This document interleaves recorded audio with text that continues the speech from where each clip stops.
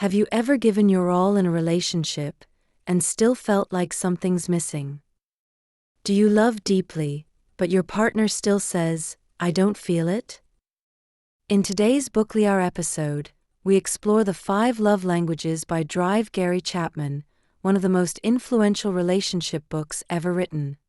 Whether you're single, dating, married, or rebuilding, this book will shift the way you think about love. Because sometimes, the love is real. You're just speaking different languages. Let's decode them together and unlock the secret to feeling loved and understood. The 5 love languages. The Secret to Love That Lasts was first published in 1992 by Dr. Gary Chapman, a marriage counselor with over 40 years of experience helping couples reconnect. And this book? It wasn't born from theory, it was born from pain. Chapman kept hearing the same sentence from couples in crisis. "I just don't feel loved anymore." And what fascinated him most was that many of those people were doing their best. They were trying, giving gifts, saying "I love you," doing chores. But still, the emotional connection was missing. Why? Because they were showing love in a language their partner didn't understand. Dr. Chapman realized that people experience love in 5 different emotional dialects. And if you're not fluent in your partner's dialect, they'll never fully receive your love. Since its release, the book has sold over 20 million copies, been translated into 50+ languages, and has become a staple in relationship coaching, premarital counseling, and personal growth. It's not just a book, it's a framework that can rescue relationships from silent suffering. Let's dive into the 5 love languages and how they work in real life. Lesson 1: Words of Affirmation, Love Spoken from the Heart. For some, words carry incredible emotional weight. They feel most loved when they hear, "You matter to me," "I'm so proud of you," "I love how thoughtful you are." A partner who speaks this language hears, "I love you" not through actions, but through praise, appreciation, and verbal encouragement. Real life story. Claire had a husband who always fixed things around the house, from leaking faucets to broken doorknobs. But what she really craved was to hear, "Thank you for holding this family together." The love was there, but the language was missing.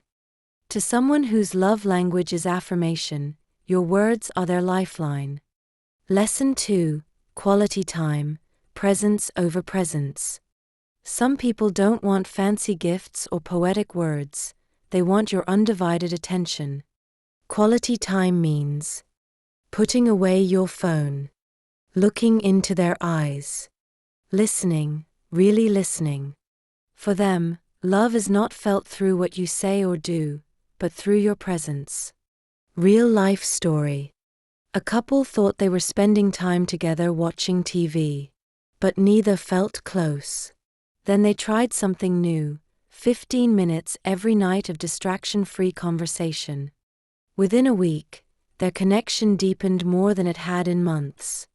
To someone who values quality time, love means, you chose to be here, fully. Lesson 3: Receiving gifts, symbols of love remembered. For others, gifts are not materialistic, they're symbols of thoughtfulness.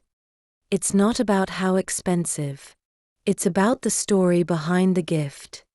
A book they mentioned once. A flower from the garden. A trinket from a shared memory. Real life story. John gave his wife a tiny hand-carved music box on their 10th anniversary. She opened it, heard the song they danced to at their wedding, and wept. It wasn't the gift, it was the meaning. When this is their language, a meaningful gift says what words can't.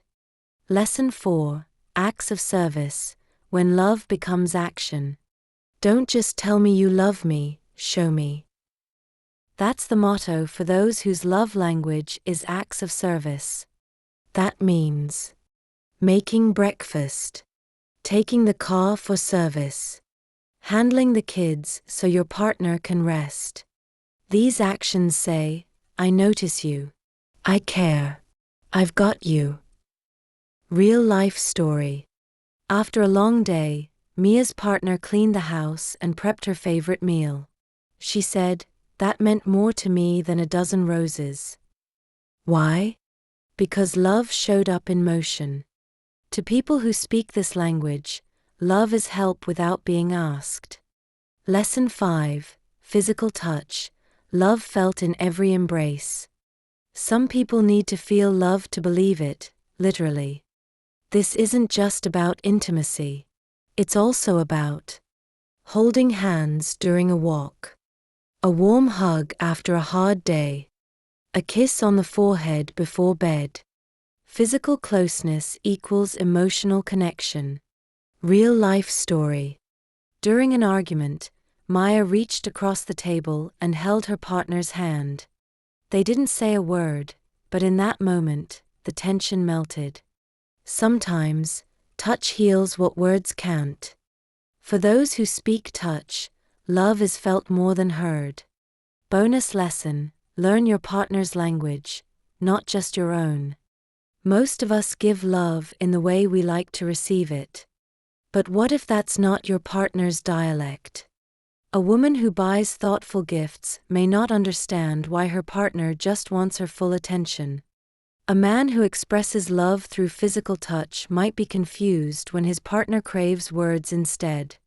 Dr. Chapman says, what makes one person feel loved may not make another feel loved at all.